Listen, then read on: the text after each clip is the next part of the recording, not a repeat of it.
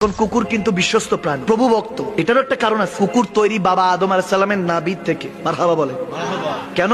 যখন বাবা আদম আলাইহিস সালামকে তৈরি করা হয়েছিল, উসজুদু লিল আদম, আদমকে সেজদা দেওয়ার কথা ছিল, সবাই সেজদা দিয়েছে ইল্লা ইবলিস, ইবলিস ছাড়া। ইবলিস করেছে বাবা আদমকে যখন তৈরি করেছে, থুতু নিক্ষেপ করছিল, নাউজুবিল্লাহ। থুতু নিক্ষেপ যে জায়গায় করছে, ওই জায়গার মধ্যে থুতু যে পড়ছে, আল্লাহর হুকুমে জিবরিল আমিন ওই জায়গাটাকে, নাভি থেকে ওই মাটিটা সরিয়ে নিয়েছে। ওই জায়গায় এই জন্য আমাদের নাভি। বাবা আদমের শাকাল নিয়ে তো আমরা বনি আদম, আদম সন্তান। তো ওখান থেকে নিয়ে একটা কুকুর বানিয়েছিলেন আল্লাহ। এই জন্যই কুকুর বিশ্বস্ত। সুবহানাল্লাহ বলে। কেন বিশ্বস্ত? কারণ জিবরিল আলাইহিস সালামের হাত লেগেছে। কারণ জিবরিল আলাইহিস সালাম বিশ্বস্ত কার?